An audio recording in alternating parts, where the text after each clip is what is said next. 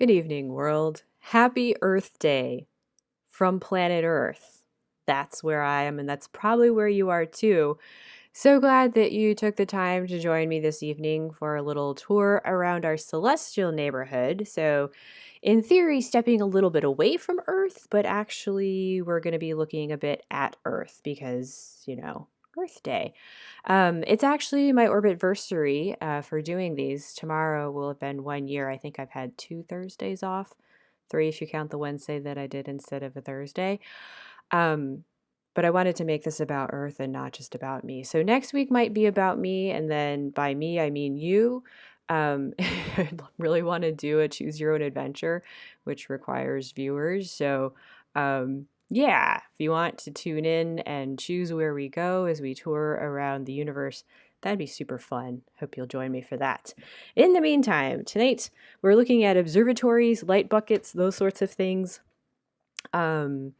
Because they're neat and nothing else really sparked my interest Monday morning when I was trying to set this up. But there's so many cool observatories, so we're going to be checking some of those out. Can't promise how many we'll get to, but I have way too much stuff loaded in here. So we'll see what we get to. For visuals, as usual, we're using OpenSpace, which you see in the background now. We'll mostly be using that.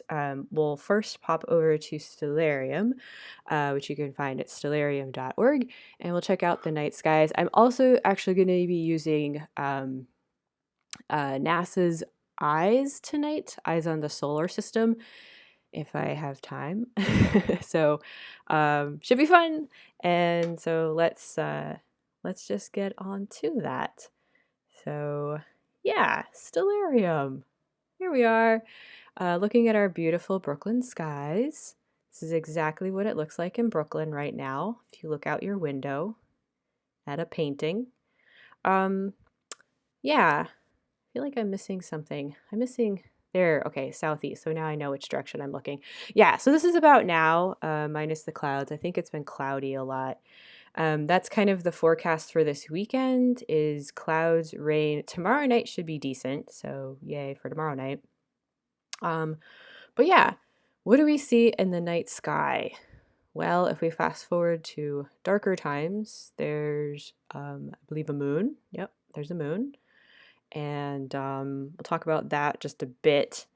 Yeah, I wanted to say that on Monday, fast forward to Monday, magic of timekeeping here. Monday is a full moon. The full moon is the April moon. Get it? And in honor of the April full moon, 2 nights later, there's a special Astronomy on Tap. So that's your challenge for this week is to come to Astronomy on Tap next Wednesday. You can find more about that at the Astronomy on Tap Facebook page. We'll be posting details very soon, like as soon as this ends and I get around to posting it. But the moon is going to be great. Not so great to look at when it's full, but this weekend, if there's clear skies near you, check out the moon because it's always pretty to look at. Also tonight and early tomorrow, there's basically the peak of the Lyrids meteor shower, which again, not so great from Brooklyn, but Friday night is supposed to be clear in the New York City area. So if you're able to get away, especially into the wee hours of the morning, the Lyrids will be out. So that's kind of all I had for tonight. Not a whole lot happening that I really wanted to talk about in our night sky. Check out the moon. If you're up really early, check out the meteors. And I'll try to be back with more exciting, fun things to see in the night sky next week. There's always fun things to see in the night sky, but I have a lot of telescopes that I want to talk about, for looking at the night sky. So we're going to abandon Stellarium for now and pop on over to the open space. Yeah, open space. So for the telescopes, it was really hard because there's just so many amazing observatories and they all do so much. So I thought I'd do just a teensy bit of history and we'd poke around a couple parts of the Earth and then a couple parts of the space around the Earth, but mostly sticking around Earth tonight. So telescopes are basically light buckets. Their job is to collect light and then focus it to an image, so that we can collect more light than we would see with our eyeballs. Um, so basically, the bigger the telescope, the more light gathering power, so the fainter the objects that we can see. So that's why, even with amateur astronomers, we like to have, as big a telescope as is really practical for being able to move it around and get it to where we're actually going to need to observe. Because a telescope that you don't use is, not very useful. So even if you have like a 30-inch telescope sitting in your Brooklyn apartment, right? Like you do because you have tons of space for that. But it's, a pain to get out because it's a walk up, right? So really, how often are you going to cart that thing down 5 flights of stairs? I'm not talking about me. This is definitely someone else because I honestly don't have room for that in my apartment. Um, but yeah, but generally bigger is better as long as it's accessible and you can actually focus it and the glass is decent, or glass or whatever light collecting material you have. So why are we looking at Europe? Well, I wanted to just take a quick stroll through history, because I'm such a history buff. Not really, but just kind of taking us back to the days when we had this really huge, actually it's still there, a really huge telescope in Ireland. So the Leviathan used to be the largest telescope in the world. It was the largest telescope from 1845 when it was built until 1917. So the last part of that century, over half a century, this telescope that was built um, by William Parsons, the third Earl of Ross. Some might know it as the Ross telescope. So it was basically built at this castle, and it was, yeah, pretty big for the day. 72-inch, which is 1.8 meters. And so it's just this big tube with not even glass. Like they weren't even making huge pieces of glass back then. Again, like mid 1800s, we're talking. But they actually made this out of metal. So it was this huge chunk of like copper tin alloy. And again, like 72 inches of it, almost 2 meters of it. And you stick it in a tube. So in this castle here, castle grounds, there's this huge like crevice. And in the crevice, oh, that's classified. And the crevice is a huge tube, and in the huge tube, there's this 3-ton piece of metal that reflects light. So this is like kind of the big crevice in the ground. So it didn't even swing all the way around. It was a little bit limited in what it could actually look at, but the tube could move, pointing towards the horizon through the zenith and back to the horizon. So it only moved in altitude. It didn't rotate at all. So it was like one direction. But really, you want to look at things when they're along the meridian anyway. So not really useless. This is a really amazing telescope that they did a lot of stuff with, and I have a pretty picture of it. So here's the huge crevice, and here's the huge tube near and there's the tiny little stairs and the tiny little person. Just kidding, he's normal size, but just to give you an idea of telescope person and how this thing would like swing up and down and you would climb around on the rafters. And I'm talking about this in past tense, but really it's still there. So yeah, fun thing to visit next time you're in Ireland. So right there in the center of the country, right pretty much smack dab in the middle, as you can see from the do not look signs.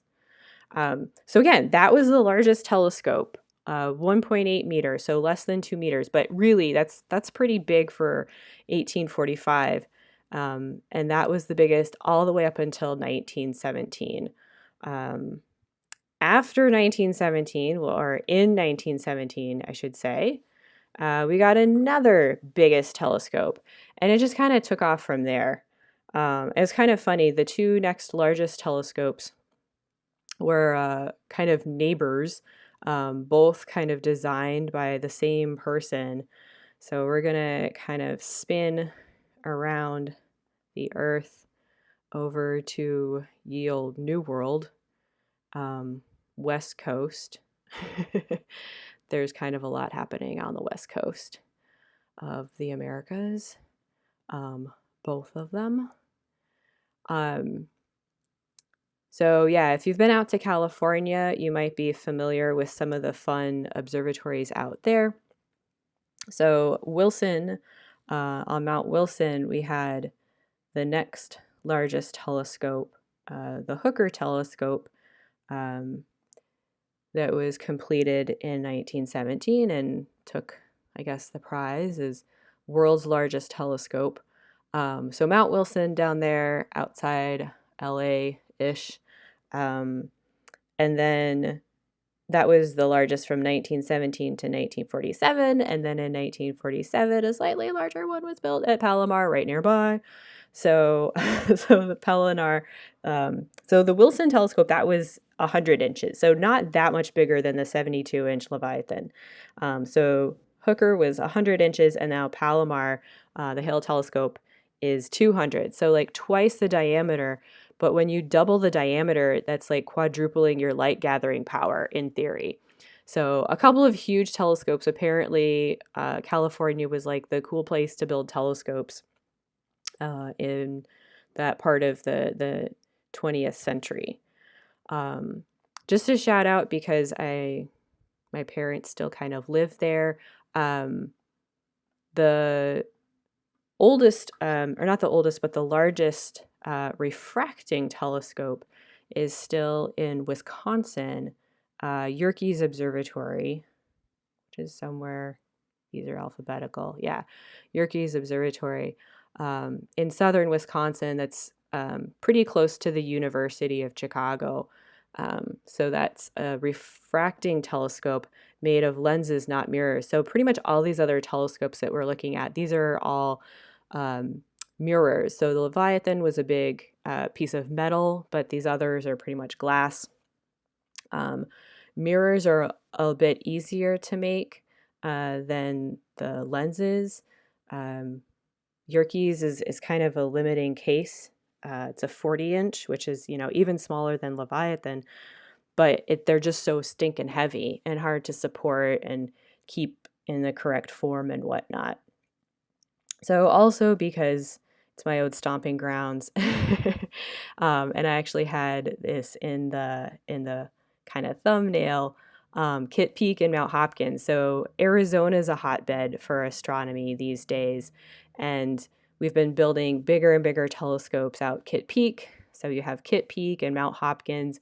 There's also Mount Lemmon and Mount Graham, and a few others, Lowell Observatory, all kind of in this area.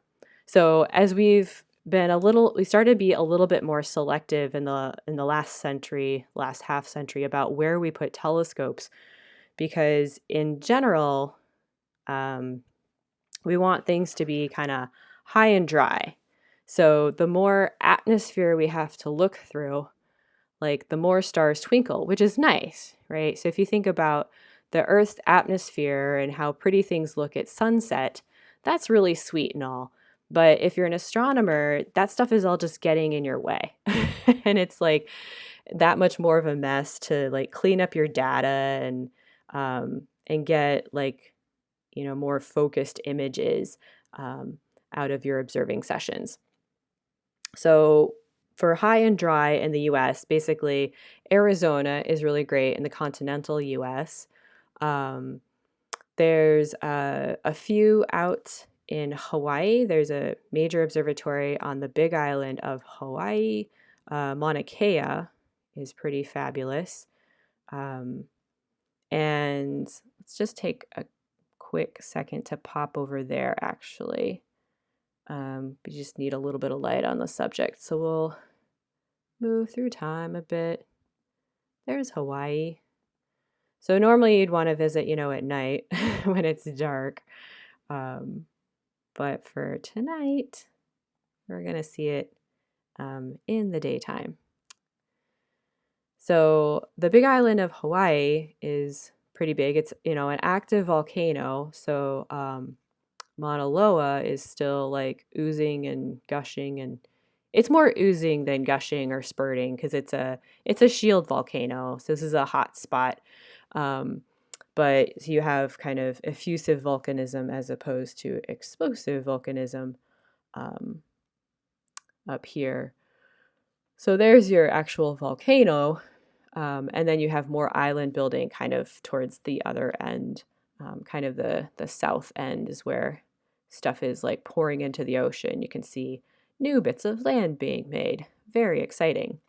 But then kind of the older peaks, still a higher point on the island, up at the tippy top and above the clouds much of the time is Mauna Kea. So it's kind of on the slightly north side of the island, but still kind of central. Over time, as the hotspot moves, this island will sink down a bit as the other islands have, and it won't be quite as big. But you can kind of see all these little domes from past bits of volcanism and this little trail that leads up. And this is what observatories look like from high altitude. Little white dots. So we have a whole mess of telescopes up here. I think actually one of the largest optical telescopes in the world, the Keck Telescopes. And I didn't actually practice, but I stared at these all day one day, like 8 years ago. So I believe these are Kecks. So the Keck Telescopes, it's a pair. Those are 10 meters across. 10 meters. So that's like bigger than my apartment. And there's two of them. So a lot of the times, like these telescopes, and even some of these might be have information used in tandem with telescopes in other parts of the world. So they kind of team up. I want to say this one's the CFHT, the Cannes-France-Hawaii telescope, but I could be way off on that. The other really big one that's up here is Gemini North. Not sure I want to say this one or this one, but Gemini North. So Gemini, a twin, right? So there's Gemini North and there's Gemini South that's down in Chile. We'll stop by at least parts of Chile. And also the James Clerk Maxwell, which I think it's a boxy thing. So I'm not sure if it's this boxy thing or a different boxy thing, but the James Clerk Maxwell telescope, which is a 15 meter, but it's not optical. So it's the largest single dish for infrared and microwave dishes. So a lot of those wavelengths of light, when we have detectors for them, will have multiple dishes. So having just a single piece of glass or a single dish is kind of a big deal. Like after a certain point, we have to start kind of honeycombing them together, which is what you might see for like some of the space telescopes and even some ground-based telescopes. So if you get a chance to visit Hawaii, stop by, say hi to the telescopes. I promise they won't bite, but bring a jacket and maybe bring oxygen because there's not a whole lot of it's high altitude. So very high, very dry, many, many nights of good observing. I think for Kitt Peak, the number of nights for observing is around 260 per year. For Leviathan, it's like 90 because it's Ireland and it rains all the time. Not sure what the nights are for Mauna Kea, but I'm assuming it's as good or better than Arizona. So other high and dry places in the world that we would want to put our telescopes, I've mentioned, basically deserty mountains, which we also have down in the Andes, right? So Chile's like kind of the place to put all the new cool telescopes. So there's a couple locations down there, and one of them, I don't know if it's actually... Oh, that's Alma. Oh, good, it worked. Okay, I didn't get a chance to test Alma earlier. So, so the first spot is when I was kind of just mentioning, like with Gemini, So Cerro Tololo and its nearby Cerro Pachin. Um, so they're both pretty close together. This is technically marking Cerro Tololo. Um, so a lot of astronomers. I haven't actually been down there, but plenty of other astronomers have. So if they've been observing in Chile, they've probably been to one of these sites that are both relatively close together. So the Cerro Pachin, that's where the Gemini South is. But you can see, I mean, this is basically desert. It's high desert. So, really great place to put all your telescopes. Um, and I'm kind of curious because, again, I didn't actually look in here to find things, but there should be, oh yeah, little dome things in there. Um, Oh my goodness, look at all the little domes. Oh, the little domes. Oh, they're so cute. So, one of the big ones, Gemini South. So, the Geminis are each 8.1 meters. 8.1, 8.1. That sounds right. Might be 8.2. I'm pretty sure it's 8.1. Yeah, it's 8.1 meters. So, you can see a couple little telescopes here. You might have a couple of rays, and then you have like your sleeping quarters. Um, Oxygen tanks and things. I don't know if people actually use oxygen on some of these, but they are high mountains. So some of these locations is basically so high and so dry, they've basically never had any recorded rainfall. I did kind of want to stop by just because I want to see what it looks like. The Alma location, which is just a little bit further north in this other grid globe thing. Let's go ahead and focus on Alma. So Alma is not optical. So we're going to kind of get a little bit away from optical telescopes because the bit of light that we see with our eyes is just a tiny sliver of the electromagnetic spectrum. And if we only looked at that, that would be really limiting to what we could learn about the rest of the universe. So with ALMA, we're looking at the, let me write it down, yeah, millimeter and submillimeter wavelengths. So the wavelengths that our eyes are sensitive to, those are on the order of like about 400 to 700 nanometers. So we're talking about millimeter and a little bit smaller than millimeters. So for these, we use things that look more like radio dishes.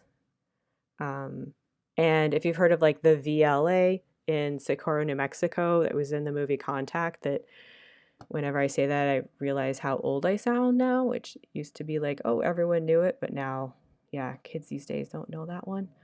And I was messing up the coordinates earlier. So, but yeah, it's a huge array. So we have all these little dishes that are collecting light, and then you combine the signal from them. So I'm not sure if we're actually seeing some of the individual dishes because I think they're pretty small and they might be partly transparent. But this is a region, so it's a huge field of just like all these tiny dishes. And there's other arrays like it in other parts of the world. So just collecting different kinds of light. But some of that light doesn't even really make it through our atmosphere so well. So there's kind of what we call an optical window, and then also radio wavelengths get through pretty well. But some other wavelengths, like some of the ultraviolet, the UV that's like past the violet, or the light that's past the red, so we call that infrared, a lot of that gets absorbed in our atmosphere. So we have other telescopes and other observatories that are off the Earth. For example, not that one, that one. So this is Sofia, the Stratospheric Observatory for Infrared Astronomy. Thanks, NASA, for that. So I don't know if you can see in here. This is basically a huge, it's a 2.5 meter telescope. It's a 2.5, so it's bigger than the Leviathan was, but they just took this huge telescope and stuck it on a plane, and they literally like fly it up in the sky and then just open up the plane window and take a look.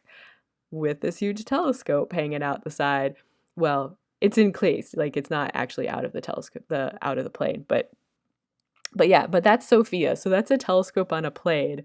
Um, yes, we have telescopes in space, which I was going to show with NASA's eyes, but it looks like I might not get to that. But if you download NASA Eyes on the Solar System, you can explore all the amazing telescopes we have in space. So we have other detectors in space, like above even more of the atmosphere, like all of the atmosphere, whereas Sophia is just above part of the atmosphere. And those are going to detect the other types of light, like X-rays and gamma rays, and some of the light that doesn't make it through our atmosphere at all. But speaking of light that still does make it through our atmosphere, I'm kind of just getting out to longer and longer wavelengths. Just one last light observatory that I wanted to visit is just real fast. We're just going to go to it real fast because I'm feeling punchy tonight. It's actually called FAST. So that's the some light on the subject, some optical light on the subject. So that's the new, yeah, a little bit of light there. That's the new, new-ish and the largest radio observatory that's in China. So Arecibo kind of like ended last year. But there's an even bigger one in China. So the FAST is actually an acronym. It stands for 500 meter, because that's the diameter, 500 meter aperture spherical telescope. So very descriptive and just kind of a great descriptive and fun acronym, which is what I like in an acronym. It's also called the Tianyin, or the Heaven's Eye, which is also kind of a really nice name.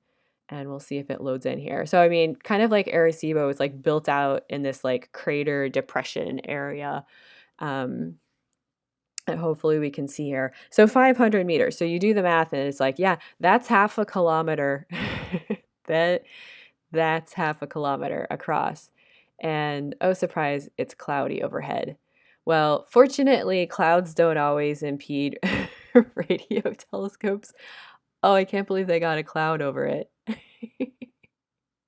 So we can't even get down to the spy level. But yeah, there it is in China, super huge, eye on the sky, very exciting. So that's the last light observatory that I said, but we have other types of observatories. So if you want to get really extreme, we can go to a polar region, freezing cold, another beautiful name of another amazing telescope. Go ahead and tag this one. And we might have to go to a different month, but you get the idea. So I wanted to stop by SALT, so I just mentioned SALT is the South African Large Telescope, and they're not kidding when they say it's large. The South African Large Telescope, which is in South Africa, as you guessed, and is large, it's like multiple bits, but it's 11.1 by 9.8-ish meters, so that's huge. It's like way up there with Keck. So let's just go back a few months to when it wasn't totally dark at the South Pole. Yeah. So Ice Cube is at the South Pole. Like literally it's at the South Pole. It's at the the Amundsen-Scott South Pole base. So we don't get very good resolution zooming right into the South Pole. But it's right there. And Ice Cube is a bunch of ice, which Antarctica, as a desert, a cold desert, has kindly provided, and a bunch of little detectors that are drilled down into that ice and placed there in an array. and it doesn't detect light, but it detects neutrinos and some other high energy particles. So neutrinos are those things that are barely interacting with other matter. Like they do interact, right? But not a whole heck of a lot. And so there's like, gazillions of, maybe like literally trillions, not quite gazillions, but a lot of neutrinos zipping through you right now, right this second. And they don't even bother to slow down or stop or say hi or anything.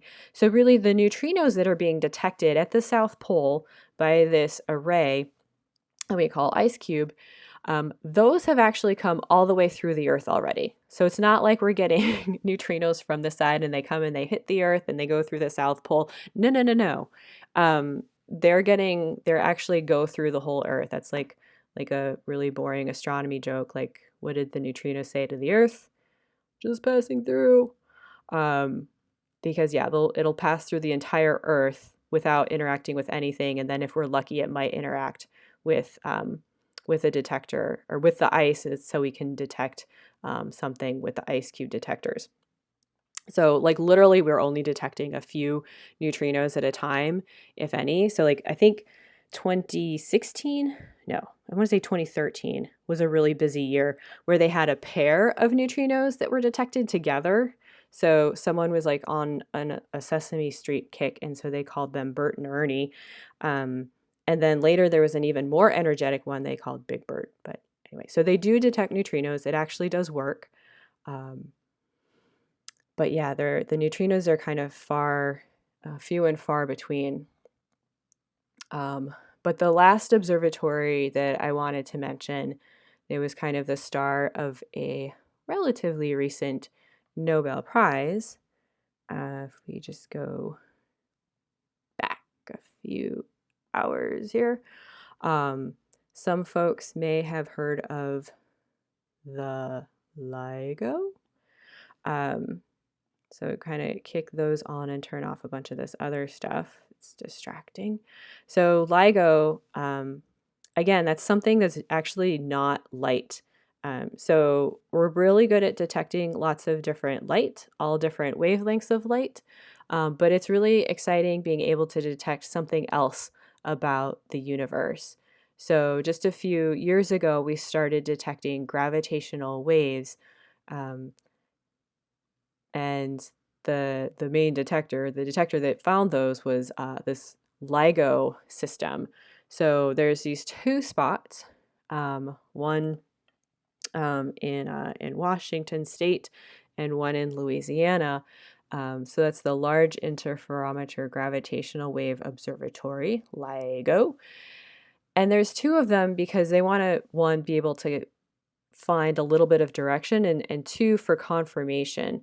So like one of these was like near a logging company or something, and so they had to get everything like really refined to make sure they weren't just picking up trucks going by. So if they sense a bump at one location, and then at the other location with the appropriate time delay based on the distance between these locations, then they can say, yes, that was definitely a detection. So just kind of cool. Like this was actually a really big deal. And again, there was a Nobel Prize in 2017 for the detection. So three people shared that: Wise, Burish, and Thorne. But it was such a big deal because all this time we've mostly been looking at light, so even, back in the days with Leviathan, having this 1.8 meter telescoping, like this huge telescope that we could use to scan the heavens, to having telescopes in space and being able to detect all these different wavelengths, and then being able to detect neutrinos, which is like a totally different thing, to learn more about like supernovas and the sun and stuff, and now being able to detect gravitational waves. So with astronomy, I mostly think of like light detectors, but it's kind of neat that we've been advancing over the last 150 years to be able to sense more types of information about the universe. So universe is broadcasting, it's saying, hey, it's giving us information. It's just a matter of being able to pick that up and sense it. So that's my little tour of just a few observatories. Thanks so much for joining me. Again, I'm Irene Pease, your friendly neighborhood astronomer here, just, doing a little stroll around our celestial neighborhood because, frankly, that's been my therapy over this last year of whatever this has been. I just want to shout out again to the visuals we've been using tonight. We saw Stellarium, which you can find and download at stellarium.org, and then OpenSpace, which you can download for free at openspaceproject.com. It is open source software, so like all the markers that you saw for the observatories, like I just popped those in there tonight. Super fun, and if I can learn to use it, I think anyone can. So yeah, hope you enjoyed it. Hope you can come to Astronomy on Tap. I also put a post-it. I was supposed to remind people that, oh yeah, I'm also in a podcast. So if you're up for cool astronomy podcasts, if you don't have enough of those in your life, check out AAA Sky, AAASKY.NYC. The next episode drops on Sunday, and you might recognize a voice in there. So yeah, thanks for listening. Clear skies, everyone. Be safe out there. Don't forget to wear a mask.